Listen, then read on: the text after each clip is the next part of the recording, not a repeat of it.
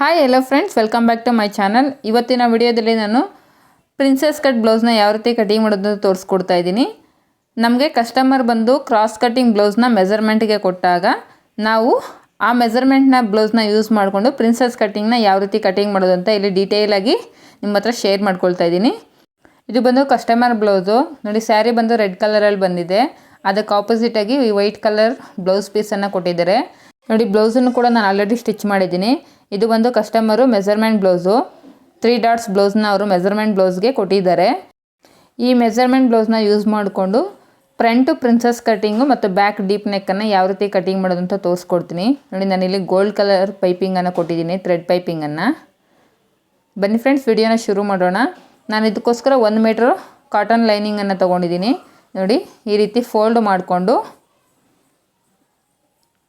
Blouse measurement ಬ್ಲೌಸಿಂದ blouse length ಎಷ್ಟಿದೆ ಅಂತ check ಮಾಡ್ಕೊಳ್ತಾ ಇದ್ದೀನಿ. ಶೋಲ್ಡರ್ ಪಾಯಿಂಟ್ ಹತ್ರದಿಂದ ಬ್ಯಾಕ್ ಡಾಟ್ಸ್ವರೆಗೂ ನಮಗೆ 13.5 ಇಂಚ್ ಬರ್ತಿದೆ.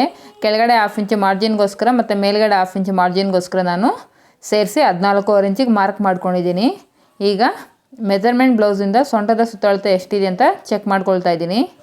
ಇವರ ವೇಸ್ಟ್ ರೌಂಡ್ ಬಂದು 29.5 ಇದೆ. ನಾನು ಅದನ್ನು ರೌಂಡ್ ಫಿಗರ್ ಮಾಡಿ 30ಗೆ ನಾನು ವೇಸ್ಟ್ ರೌಂಡನ್ನು ಮಾರ್ಕ್ ಮಾಡ್ಕೊಳ್ತಾ ಇದ್ದೀನಿ. 30ನ 4 ಭಾಗವಾಗಿ ಡಿವೈಡ್ ಮಾಡಿದಾಗ ನಮ್ಗೆ ಅದರಲ್ಲಿ 1ನೇ ಭಾಗ ಎಷ್ಟು ಬರುತ್ತೆ, 7.5 ಇಂಚ್ ಬರುತ್ತೆ. 7.5 ಇಂಚಿಗೆ ಈ ರೀತಿ ಮಾರ್ಕ್ ಮಾಡ್ಕೋಬೇಕು. ಮತ್ತು ಬ್ಯಾಕ್ ಡಾಟ್ಸ್ಗೋಸ್ಕರ 1 ಇಂಚ್ ಎಕ್ಸ್ಟ್ರಾ, 2 ಇಂಚ್ ಮಾರ್ಜಿನ್ಗೋಸ್ಕರ ಈ ರೀತಿ ಮಾರ್ಕ್ ಮಾಡ್ಕೊಂಡಿದ್ದೀನಿ.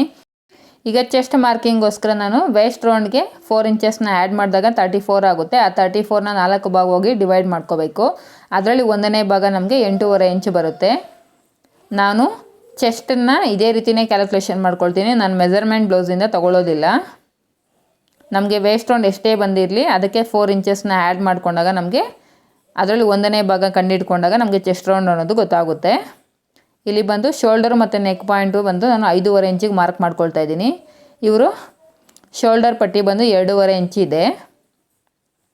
ಫಸ್ಟು ಸ್ಲೀವ್ಸ್ನ ಜಾಯಿನ್ ಮಾಡ್ಕೊಳ್ಳೋದಕ್ಕೋಸ್ಕರ 1/2 ಇಂಚಿಗೆ ಈ ರೀತಿ ಮಾರ್ಜಿನನ್ನು ಹಾಕ್ಕೊಂಡು ಅಲ್ಲಿಂದ 2.5 ಇಂಚಿಗೆ ಈ ರೀತಿ ಮಾರ್ಕ್ ಮಾಡಿಕೊಂಡು ಮತ್ತು ನಾವು ನೆಕ್ ಪಟ್ಟಿನ ಸ್ಟಿಚ್ ಮಾಡೋದಕ್ಕೋಸ್ಕರ 1/4 ಇಂಚ್ ಮಾರ್ಜಿನ್ಗೆ ಈ ರೀತಿ ಮಾರ್ಕ್ ಮಾಡ್ಕೋಬೇಕು.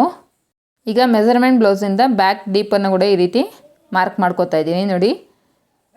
ಈ ರೀತಿ ಸೆಂಟರ್ಗೆ ಫೋಲ್ಡ್ ಮಾಡಿಕೊಂಡು ನಮ್ಗೆ ಎಲ್ಲಿಗೆ ಬರುತ್ತೋ ಅಲ್ಲಿಗೆ ಈ ರೀತಿ ಮಾರ್ಕ್ ಮಾಡಿಕೊಂಡು ಅದ್ರ ಮೇಲ್ಗಡೆಗೆ 1/4 ಇಂಚು ಸ್ಟಿಚಿಂಗ್ ಮಾರ್ಜಿನ್ಗೋಸ್ಕರ ಮೇಲೆಗಡೆಗೆ ಈ ರೀತಿ ಮಾರ್ಕ್ ಮಾಡ್ಕೋಬೇಕು ನೋಡಿ.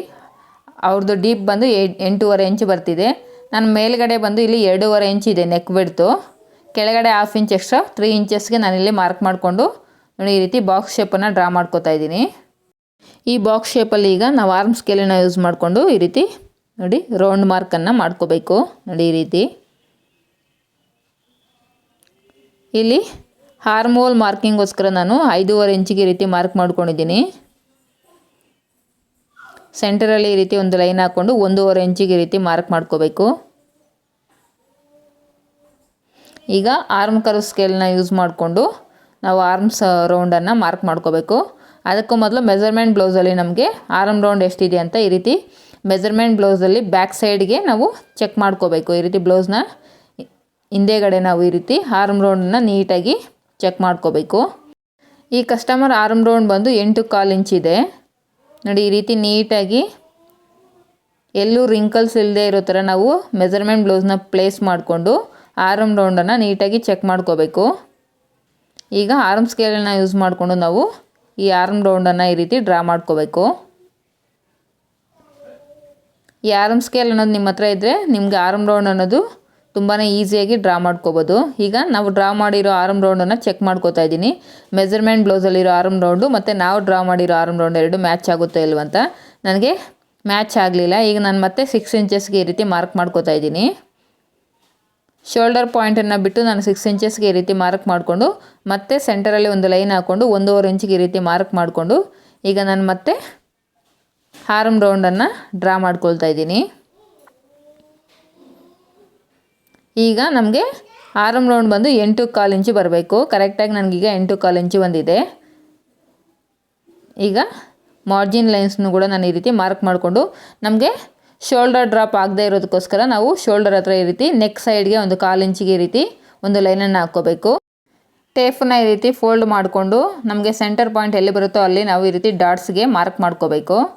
ಮತ್ತು ಮಾರ್ಜಿನ್ ಸೈಡ್ ನೋಡಿ ಈ ರೀತಿ ಒಂದು 1/2 ಇಂಚು ಕ್ರಾಸಾಗಿ ಡಾಟ್ಸ್ ಹತ್ರದಿಂದ ಮಾರ್ಜಿನ್ ಸೈಡ್ಗೆ ಈ ರೀತಿ ನಾವು ಕ್ರಾಸಾಗಿ ಒಂದು ಲೈನ್ ಹಾಕ್ಕೋಬೇಕು. ಈ ರೀತಿ ಹಾಕೋದ್ರಿಂದ ನಮಗೆ ಸೈಡ್ ಜಾಯಿಂಟ್ಸ್ ಮಾಡಿದಾಗ ಎಲ್ಲೂ ರಿಂಕಲ್ಸ್ ಅನ್ನೋದು ಬರದೆ ಬ್ಲೌಸ್ ಫಿಟ್ಟಿಂಗ್ ಅನ್ನೋದು ನೀಟಾಗಿ ಕಾಣಿಸುತ್ತೆ. ಈಗ ನಾವೇನು ಮಾರ್ಕ್ ಮಾಡ್ಕೊಂಡಿದ್ದೀರೋ ಅದರ ಪ್ರಕಾರ ಕಟ್ಟಿಂಗನ್ನು ಮಾಡ್ಕೊಳ್ತಾ ಇದ್ದೀನಿ.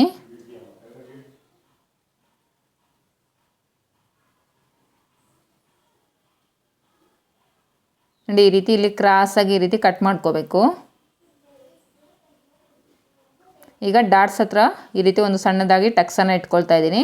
ಮತ್ತು ಮಾರ್ಜಿನ್ ಹತ್ರ ಕೂಡ ಒಂದು ಸಣ್ಣದಾಗಿ ಈ ರೀತಿ ಒಂದು ಟಕ್ಸನ್ನು ಇಟ್ಕೊಳ್ತಾ ಇದ್ದೀನಿ. ಈಗ ಬ್ಯಾಕ್ ಪಾರ್ಟ್ನ ಕಟ್ಟಿಂಗ್ ಮಾಡಿದ ಮೇಲೆ ನಾನು ಸ್ಲೀವ್ಸನ್ನು ಕಟ್ಟಿಂಗ್ ಮಾಡ್ಕೊಳ್ತಾ ಇದ್ದೀನಿ. ನೋಡಿ ಫಸ್ಟು ಶೋಲ್ಡರ್ ಪಾಯಿಂಟನ್ನು ಬಿಟ್ಟು ನಾವು ಆರ್ಮ್ ರೌಂಡನ್ನು ಚೆಕ್ ಮಾಡ್ಕೊಂಡಾಗ ನಮಗೆ ಮಾರ್ಜಿನ್ ಹತ್ರವರೆಗೂ ನಮಗೆ 8 ಇಂಚು ಬಂದಿದೆ. ನಾವು ಆ 8 ಇಂಚಿಗೆ ಈಗ ಸ್ಲೀವ್ಸನ್ನು ಕಟ್ಟಿಂಗ್ ಮಾಡ್ಕೋಬೇಕು. ನೋಡಿ ಕೆಳಗಡೆ ಏನಾದರೂ ಹೆಚ್ಚು ಕಡಿಮೆ ಇರುತ್ತೆ ಅಂತ ಫಸ್ಟು ಒಂದು ಸ್ಟ್ರೈಟಾಗಿ ಒಂದು ಲೈನನ್ನು ಹಾಕ್ಕೊಂಡು ಎಕ್ಸಸ್ ಇರೋ ಫ್ಯಾಬ್ರಿಕ್ನ ಈ ರೀತಿ ಟ್ರಿಮ್ ಮಾಡ್ಕೊಬಿಡಬೇಕು. ಈಗ 1/2 ಇಂಚಿಗೆ ಒಂದು ಮಾರ್ಜಿನ್ ಲೈನನ್ನು ಹಾಕ್ಕೋಬೇಕು. ಈಗ ಮೆಜರ್ಮೆಂಟ್ ಬ್ಲೌಸಲ್ಲಿ ಸ್ಲೀವ್ಸ್ ಲೆಂತ್ ಎಷ್ಟಿದೆ ಅಂತ ಚೆಕ್ ಮಾಡ್ಕೊಳ್ಳೋಣ. ನೋಡಿ ನಮಗೆ 9 ಇಂಚಿದೆ. ಮೇಲ್ಗಡೆ ನಾವು ಶೋಲ್ಡರ್ ಹತ್ರ ಸ್ಲೀವ್ಸ್ನ ಜಾಯಿನ್ ಮಾಡಬೇಕಂದ್ರೆ ನಮ್ಗೆ 1/2 ಇಂಚ್ ಮಾರ್ಜಿನ್ ಬೇಕಾಗುತ್ತೆ. ನಾನಿಲ್ಲಿ 9 ಇಂಚಿಗೆ ಅರ್ಧ ಇಂಚನ್ನು ಆ್ಯಡ್ ಮಾಡಿಕೊಂಡು 9.5 ಇಂಚಿಗೆ ಈ ರೀತಿ ಮಾರ್ಕ್ ಮಾಡಿಕೊಂಡೆ. ನೋಡಿ ಈಗ ಅದನ್ನು ಸ್ಟ್ರೈಟಾಗಿ ಈ ರೀತಿ ಒಂದು ಲೈನ್ ಹಾಕ್ಕೊಂಡೆ. ಈಗ ಆರ್ಮ್ ಡೌನು 3 ಇಂಚಸ್ಗೆ ಮಾರ್ಕ್ ಮಾಡ್ಕೊಂಡಿದ್ದೀನಿ. ಇದು 34 ಚೆಸ್ಟ್ ಸೈಜ್ ಆಗಿರೋದ್ರಿಂದ 3 ಇಂಚಸ್ ಸಾಕಾಗುತ್ತೆ ಆರ್ಮ್ ಡೌನು. ಮತ್ತು ಸ್ಲೀವ್ಸ್ ಲೂಸ್ ಕೂಡ ನಾನು ಚೆಕ್ ಮಾಡ್ಕೊಳ್ತಾ ಇದ್ದೀನಿ. ಮೆಜರ್ಮೆಂಟ್ ಬ್ಲೌಸಲ್ಲಿ ಸ್ಲೀವ್ಸ್ ಲೂಸ್ ಬಂದು 5 ಇಂಚಿದೆ. 2 ಇಂಚ್ ಎಕ್ಸ್ಟ್ರಾ ಮಾರ್ಜಿನ್ಗೋಸ್ಕರ ತೊಗೊಂಡಿದ್ದೀನಿ. ಮೇಲುಗಡೆಯಿಂದ 8 ಇಂಚಸ್ಗೆ ಈ ರೀತಿ ಮಾರ್ಕ್ ಮಾಡಿಕೊಂಡು 2 ಇಂಚಸ್ ಮಾರ್ಜಿನ್ಗೋಸ್ಕರ ಮಾರ್ಕ್ ಮಾಡ್ಕೋಬೇಕು. ಮೇಲ್ಗಡೆ 2 ಇಂಚಸ್ಗೆ ಈ ರೀತಿ ಮಾರ್ಕ್ ಮಾಡಿಕೊಂಡು ಮತ್ತು ಸೆಂಟರಲ್ಲಿ ಈ ರೀತಿ 1 ಇಂಚಿಗೆ ಈ ರೀತಿ ಮಾರ್ಕ್ ಮಾಡಿಕೊಂಡು ಆ 2 ಇಂಚಸ್ ಹತ್ರದಿಂದ ಮಾರ್ಜಿನ್ ಲೈನ್ಗೆ ಈ ರೀತಿ ಸ್ಟ್ರೈಟಾಗಿ ಒಂದು ಲೈನನ್ನು ಹಾಕ್ಕೋಬೇಕು. ಈಗ ನಾವೇನು 1 ಇಂಚು ಮಾರ್ಕ್ ಮಾಡ್ಕೊಂಡಿರ್ತೀವೋ ಆ 1 ಇಂಚ್ ಹತ್ರದಿಂದ ಈ ರೀತಿ ಆರ್ಮ್ ಸ್ಕೇಲನ್ನ ಯೂಸ್ ಮಾಡಿಕೊಂಡು ನಾವು ಸ್ಲೀವ್ಸ್ನ ಡ್ರಾ ಮಾಡ್ಕೋಬೇಕು. ಮಾರ್ಜಿನ್ ಲೈನ್ಸ್ನ ಕೂಡ ಈ ರೀತಿ ನಾವು ಸ್ಕೇಲಿಂದ ಡ್ರಾ ಮಾಡಿಕೊಂಡು ನಾವೇನು ಮಾರ್ಕ್ ಮಾಡ್ಕೊಂಡಿದ್ದೀವೋ ಅದ್ರ ಪ್ರಕಾರ ನಾವು ಸ್ಲೀವ್ಸನ್ನು ಕಟಿಂಗ್ ಮಾಡ್ಕೋತಾ ಇದ್ದೀನಿ. ನೋಡಿ ಈ ಮೆಥಡಲ್ಲಿ ನೀವು ಸ್ಲೀವ್ಸ್ನ ಕಟಿಂಗ್ ಮಾಡಿದ್ರೆ ನಿಮಗೆ ತುಂಬಾ ಈಸಿ ಅನಿಸುತ್ತೆ. ಈಗ ನಾವೇನು 2 ಇಂಚಸ್ ಹತ್ರ ಮಾರ್ಜಿನ್ ಇತ್ತು ಅಲ್ಲೊಂದು ಸಣ್ಣದಾಗಿ ಟಕ್ಸ್ ಇಕ್ಕೋಬೇಕು ಮತ್ತು ಸೆಂಟರಲ್ಲಿ ಕೂಡ ಒಂದು ಟಕ್ಸನ್ನು ಇಟ್ಕೋಬೇಕು. ಈಗ ನಾವು ಫ್ರಂಟ್ ಆರ್ಮೋಲ್ ಶೇಪನ್ನು ಡ್ರಾ ಮಾಡ್ಕೋಬೇಕು. ಇದಕ್ಕೋಸ್ಕರ ನಾವೇನು 1 ಇಂಚ್ ಹತ್ರ ಮಾರ್ಕ್ ಮಾಡ್ಕೊಂಡಿದ್ದು ಅಲ್ಲಿಂದ ಮಾರ್ಜಿನ್ ಹತ್ರಗೆ ಈ ರೀತಿ ಟೇಪನ್ನು ಫೋಲ್ಡ್ ಮಾಡ್ಕೊಂಡಾಗ ನಮಗೆ ಸೆಂಟರ್ ಪಾಯಿಂಟ್ ಗೊತ್ತಾಗುತ್ತೆ. ಆ ಸೆಂಟರ್ ಪಾಯಿಂಟ್ ಹತ್ರ ನಾವು 1/2 ಇಂಚಿಗೆ ಈ ರೀತಿ ಮಾರ್ಕ್ ಮಾಡಿಕೊಂಡು ನೋಡಿ ಈ ರೀತಿ ಮಾರ್ಜಿನ್ ಹತ್ರದಿಂದ 1/2 ಇಂಚ್ ಡಾಟ್ ನಾವೇನು ಮಾರ್ಕ್ ಮಾಡ್ಕೊಂಡಿದ್ದು ಅಲ್ಲಿಂದ ಆ 1 ಇಂಚ್ ಹತ್ರಗೆ ನಾವು ಈ ರೀತಿ ಕ್ರಾಸಾಗಿ ಒಂದು ಮಾರ್ಕನ್ನು ಮಾಡಿಕೊಂಡು ನಾವು ಫ್ರಂಟ್ ಆರ್ಮೋಲ್ ಶೇಪನ್ನು ಕಟಿಂಗ್ ಮಾಡ್ಕೋಬೇಕು. ಈಗ ಬ್ಯಾಕ್ ಪಾರ್ಟ್ ಆಯಿತು, ಸ್ಲೀವ್ಸ್ ಕಟಿಂಗ್ ಮಾಡೋದು ಆಯಿತು.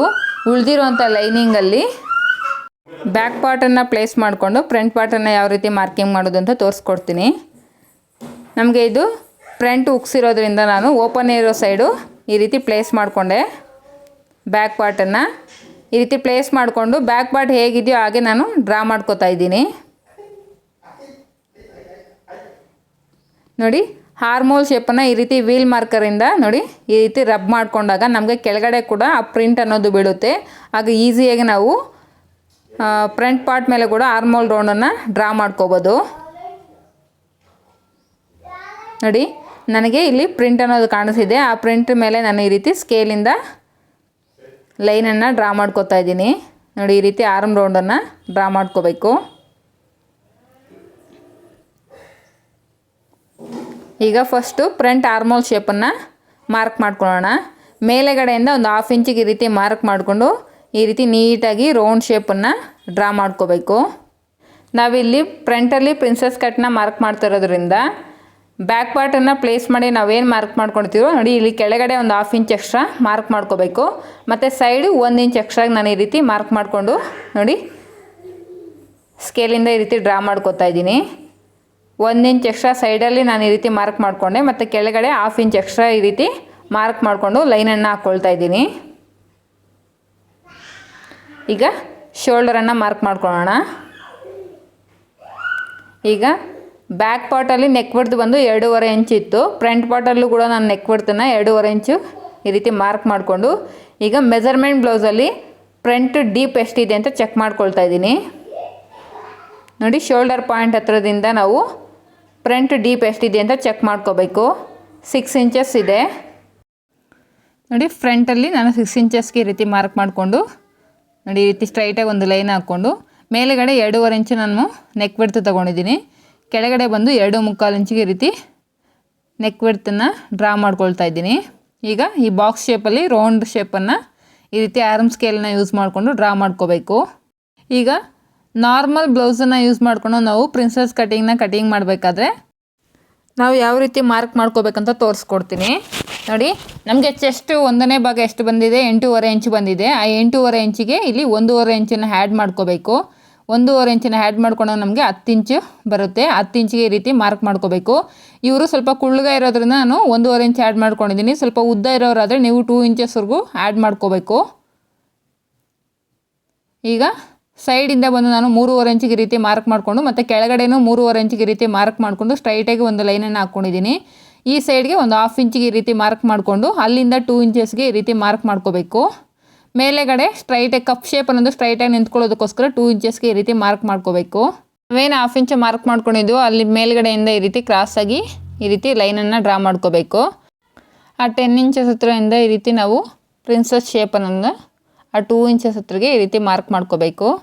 ಈಗ ಆರ್ಮ್ ಕರ್ವ್ ಸ್ಕೇಲನ್ನು ಯೂಸ್ ಮಾಡಿಕೊಂಡು ಸೆಂಟರ್ ಆರ್ಮ್ ರೌಂಡ್ ಹತ್ರ ಈ ರೀತಿ ಪ್ಲೇಸ್ ಮಾಡಿಕೊಂಡು ಪ್ರಿನ್ಸಸ್ ಶೇಪ್ ಅನ್ನೋದು ಈ ರೀತಿ ಡ್ರಾ ಮಾಡ್ಕೋಬೇಕು. ನಿಮಗೆ ಈ ಆರ್ಮ್ ಸ್ಕೇಲ್ ಅನ್ನೋದು ಇದ್ದರೆ ತುಂಬಾ ಯೂಸ್ಫುಲ್ ಆಗುತ್ತೆ ಈ ಪ್ರಿನ್ಸಸ್ ಬ್ಲೌಸ್ನ ಕಟಿಂಗ್ ಮಾಡಬೇಕಾದ್ರೆ.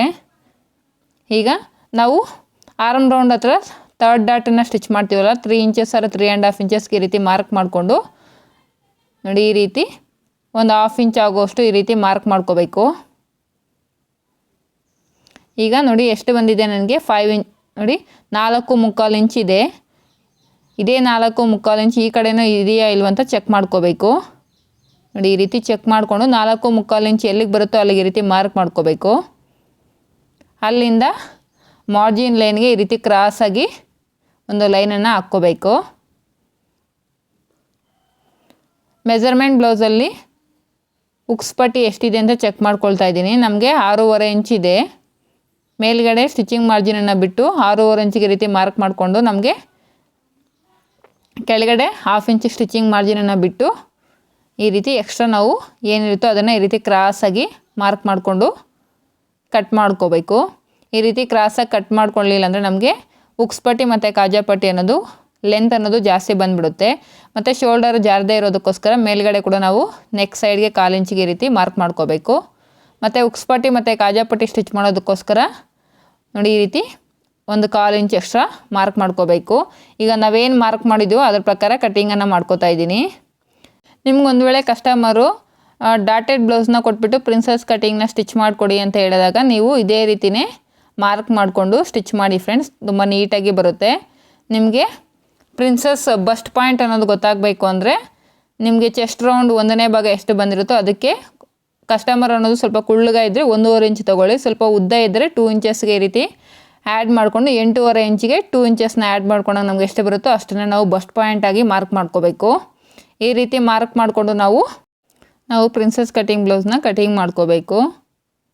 ಈಗ ನಾನೇನು ಪ್ರಿನ್ಸಸ್ ಕಟಿಂಗ್ನ ಮಾರ್ಕ್ ಮಾಡ್ಕೊಂಡಿದ್ದೀನೋ ಆ ಮಾರ್ಕ್ ಮೇಲೆ ಈ ರೀತಿ ವೀಲರ್ ಮಾರ್ಕರಿಂದ ರಬ್ ಮಾಡ್ಕೊಳ್ತಾ ಇದ್ದೀನಿ. ಇನ್ನೊಂದು ಪಾರ್ಟ್ ಮೇಲೆ ಕೂಡ ನನಗೆ ಈ ರೀತಿ ಮಾರ್ಕ್ ಅನ್ನೋದು ಬೀಳಬೇಕು. ಈಗ ಫ್ರಂಟ್ ಡೀಪನ್ನು ಕೂಡ ಕಟ್ ಮಾಡ್ಕೊಳ್ತಾ ಇದ್ದೀನಿ. ನಾನು ಯಾಕೆ ಇದನ್ನು ಕಟ್ ಮಾಡಲಿಲ್ಲ ಅಂತ ನಾನು ಆಲ್ರೆಡಿ ಶಾರ್ಟ್ ವಿಡಿಯೋದಲ್ಲಿ ತೋರಿಸ್ಕೊಟ್ಟಿದ್ದೀನಿ. ಯಾರಿಗಾದರೂ ಇಂಟ್ರೆಸ್ಟ್ ಇದ್ದರೆ ಆ ಶಾರ್ಟ್ ವಿಡಿಯೋದಲ್ಲಿ ಒಂದು ಸಲ ಹೋಗಿ ಚೆಕ್ ಮಾಡಿ. ಯಾವ ರೀತಿ ನಾವು ಮೈನ್ ಫ್ಯಾಬ್ರಿಕನ್ನು ಪ್ಲೇಸ್ ಮಾಡಿಕೊಂಡು ಡೈರೆಕ್ಟಾಗಿ ನಾವು ಪ್ರಿನ್ಸಸ್ ಕಟಿಂಗ್ನ ಸ್ಟಿಚ್ ಮಾಡೋದಂತ ತೋರಿಸ್ಕೊಟ್ಟಿದ್ದೀನಿ.